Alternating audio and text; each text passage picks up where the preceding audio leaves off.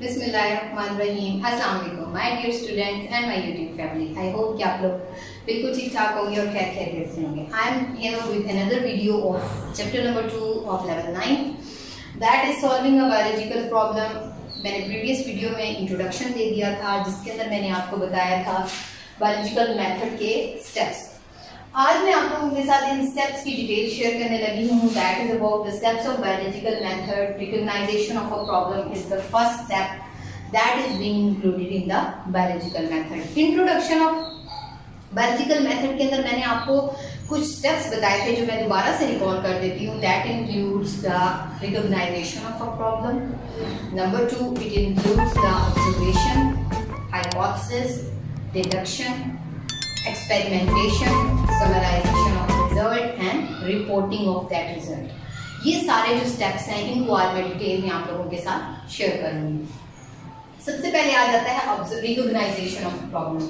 If there is a problem, ठीक है, biological कोई प्रॉब्लम है तो उसको हम रिकॉग्नाइज नहीं करेंगे तो हमें कैसे पता चलेगा कि एक प्रॉब्लम से कोई सफर कर रहा है, कोई मतलब किसी को कोई बीमारी है, ठीक है।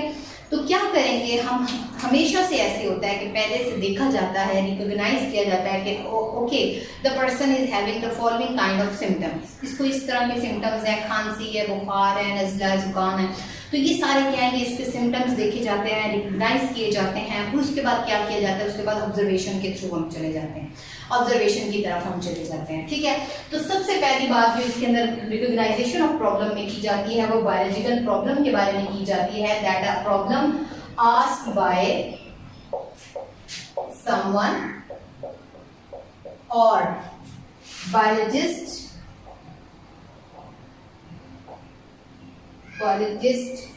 think about it herself or himself। ये मैंने पहले भी पिछली वीडियो में भी आपसे ये डिस्कस की थी बायोलॉजिकल प्रॉब्लम की डेफिनेशन की कि या तो हम खुद से सोचते हैं कि अच्छा ये इस तरह की चीज है तो इसको ऐसे इसका हल ढूंढते हैं, तो कोई भी प्रॉब्लम है उसका हल तलाश किया जाए, या क्या होता है कि बायोलॉजिस्ट खुद से ही इसका हल तलाश करने लग जाते हैं कि अच्छा ये चीज हमने रिकॉग्नाइज किया है, let us find out the problem, let us solve the problem. तो ये यहाँ तक रिकॉग्नाइजेशन ऑफ बायोलॉजिकल प्रॉब्लम आता है। Next important step is the observation. Observation आप लोगों ने बहुत एहतियात से सुनना है और बहुत इंटरेस्टिंग है ये, क्योंकि ये शॉर्ट क्वेश्चन में भी आ जाता है। अब मुझे बताएं कि हाउ डू वी ऑब्जर्व, हम कैसे ऑब्जर्व करते हैं। अच्छा, मैं तो ऑब्जर्व करती हूँ अपनी आंखों से, अपने कानों से भी मुझे हेयरिंग का प्रोसेस जो है वो भी हमें हेल्प आउट कर रहा होता है, और टेस्ट बर्ड्स, हमारे टेस्ट बर्ड्स भी हमें हेल्प कर रहे होते हैं, ठीक है। अल्हम्दुलिल्लाह we are blessed with the 5 senses, sight, hearing, taste, touch and smell. तो ये सारे हमारी ऑब्जर्वेशन को बनाते हैं, ठीक है। अब इस वक्त मैं सुन भी सकती हूँ, मैं टेस्ट भी कर सकती हूँ, मैं स्मेल भी कर सकती हूँ, देख भी सकती हूँ, I can feel the touch also. तो क्या होता है, observation are made up of 5 senses. How many senses? 5 senses. तो जिसके अंदर आपके कौन से organs, ear, eyes, nose, skin, और क्या रह गया आपका, आपकी हियरिंग, आपकी साइट, आपका स्मेलिंग, आपका स्किन एंड योर टंग, आपके टेस्ट बर्ड्स जिसपे होते हैं। So these all make up your 5 senses that are helpful for you in your observation. अब ऑब्जर्वेशन की फर्दर आपकी बुक में डिपिक्ट किया गया है, बताया गया है 2 काइंड ऑफ डिफरेंसेस। अब वो डिफरेंसेस क्या होते हैं? There are 2 type of observation. Number 1 is quantitative and number 2 is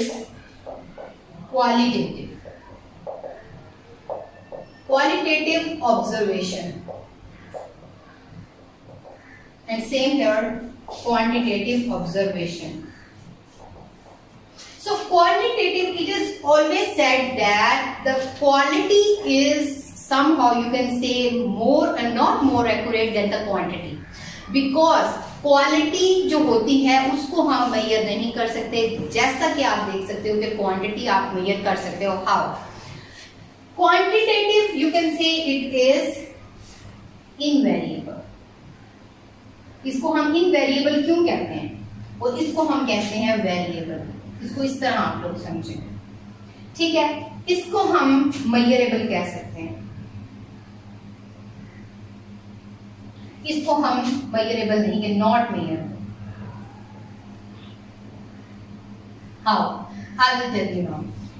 invariable और वेरिएबल क्यों होते हैं? आप देखें, आपने लेने जाना है चीनी, आपने लेने जाना है, ठीक है। उसकी क्या होगी, उसकी क्वालिटी तो आपको पता चला अच्छा ये वाइट कलर की है, मतलब कि it is having good quality, इसकी यील्ड अच्छी है, सब कुछ आपको क्वालिटी का पता चल जाएगा। But if you not having the ability to measure it, अगर आप उसको मेजर नहीं कर सकते तो क्या होगा? You cannot measure the quantity, so what happened? That's a not you can say good criteria, ठीक है। आपकी ऑब्जर्वेशन इतनी अच्छी नहीं हो सकती as much as you can measure the quantity। तो क्या है, जिस ऑब्जर्वेशन के अंदर आप एक चीज को मेजर कर सकते हो, आप उसकी for example you are having the water, then what you can say, अच्छा पानी गर्म है, पानी ठंडा है, आप सिर्फ क्वांटिटी बता रहे हो उसकी। But if I am saying that the boiling point of water and the freezing point of water, इनका मैं आपको बता दूं that freezing point is 0 degree and boiling point of water is 100 degree centigrade. तो क्या बन रहा है, इम्पैक्ट बन रहा है। क्यों? क्योंकि मैं क्वांटिटी में डिग्री सेंटीग्रेड में एक प्रॉपर एक वजन बता रही हूँ कि ये इस चीज से ये इतना है, ठीक है। तो क्या है, क्वांटिटेटिव और क्वालिटेटिव में यही फर्क है कि ये वेरिएबल है, क्वालिटी चेंज होती रहती है, आइस कलर चेंज हो जाता है, बॉडी कलर चेंज हो जाता है। अब एक चीज ले लेते हैं, पानी का कलर चेंज कर लेंगे हम चीजें डिसॉल्व करके, फाइन। हम एक चीज को एक ही जगह पे नहीं स्टिक कर सकते, हम क्वालिटी को मेजर करने के लिए नहीं बना सकते पैरामीटर, क्वालिटी का कोई पैरामीटर नहीं होता मेजर करने के लिए, क्वालिटी चेंज हो जाती है, वेरिएबल है, क्वालिटी वेरिएबल है बट क्वांटिटी इनवेरिएबल है। क्यों?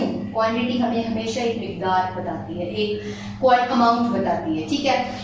मेजरेबल भी होती है, ये इसलिए ये बहुत ज्यादा रिलायबल आप कह सकते हो। इसकी एग्जांपल में मैंने भी आपको जैसे कि बताई, क्वांटिटेटिव में वाटर 0 डिग्री आप कहते हो फ्रीजिंग पॉइंट और 100 डिग्री आप कहते हो बॉइलिंग पॉइंट, ठीक है।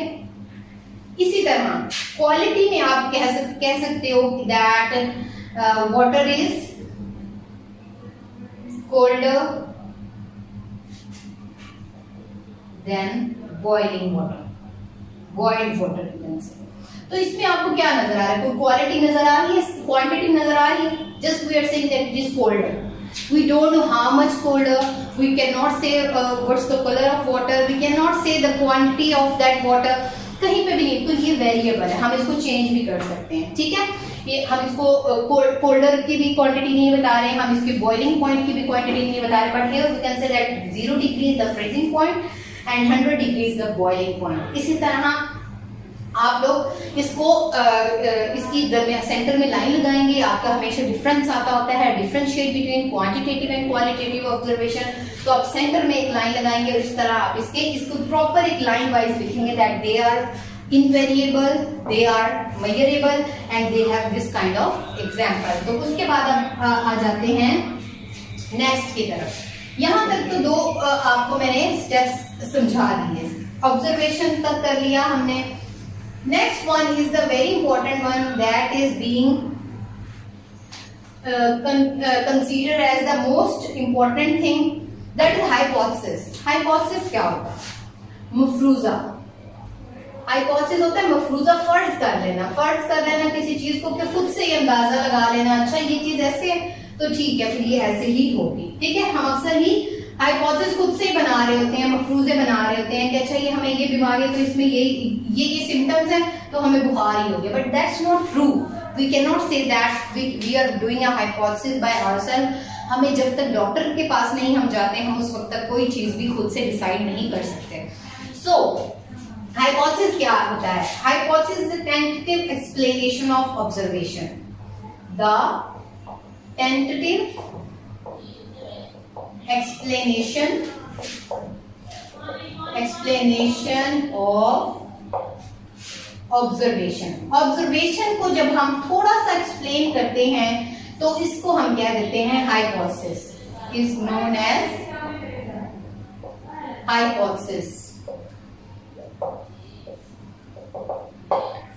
सो हाइपोथेसिस के भी कुछ करैक्टर्स बताए बताए गए हैं आपकी बुक के अंदर characteristics of hypothesis, characteristics of hypothesis. Number 1, it should B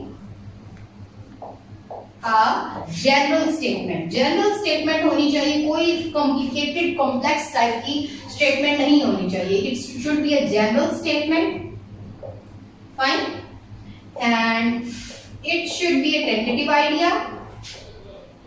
it should be a tentative idea.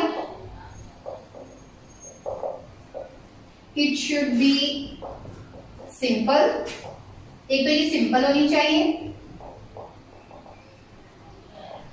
and it should be potentially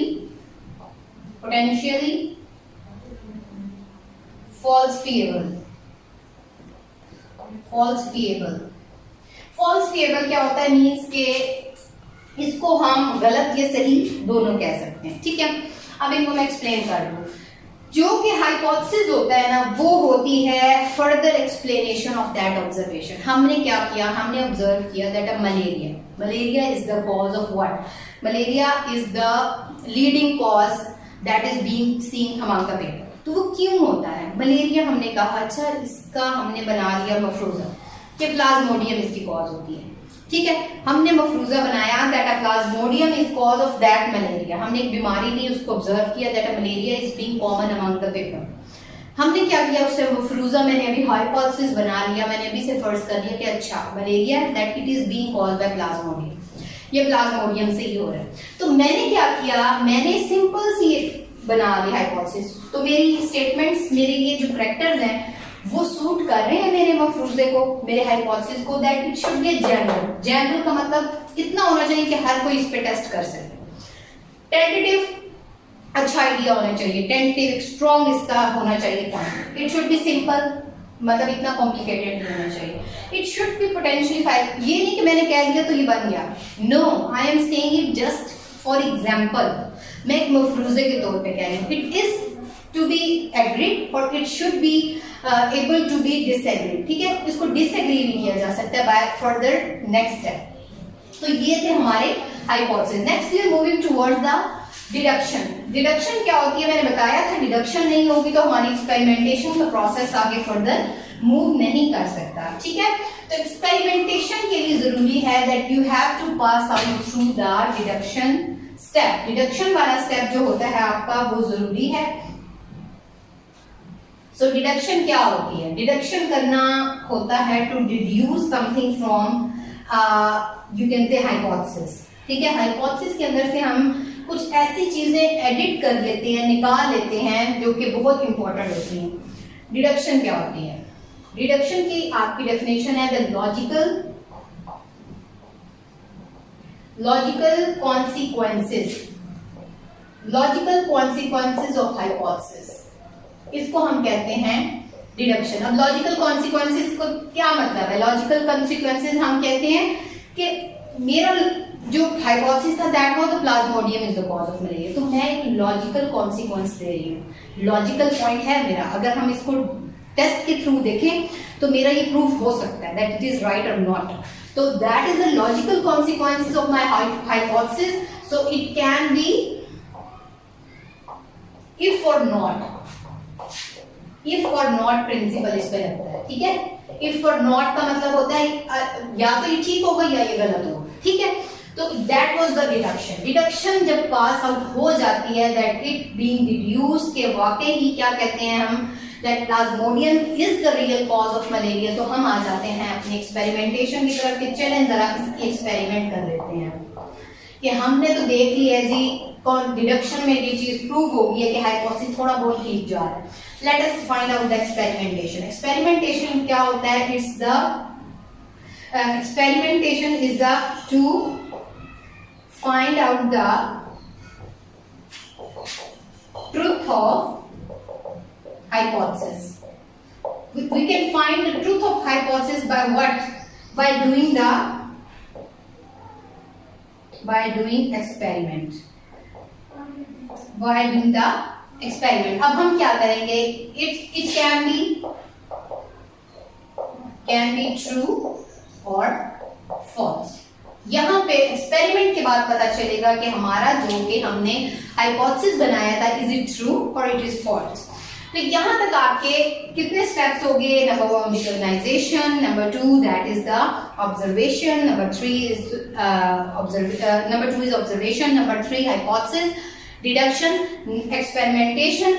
now last 2 are very easy, जो कि बहुत कॉमन है, जो कि आ जाते हैं आपके कंक्लूजन्स की तरफ। जब आपका एक्सपेरिमेंट अप्रूव हो जाता है ना, जब आपका एक्सपेरिमेंट कर लिया जाता है, उसके बाद आपका आ जाता है next step, that is the summarization.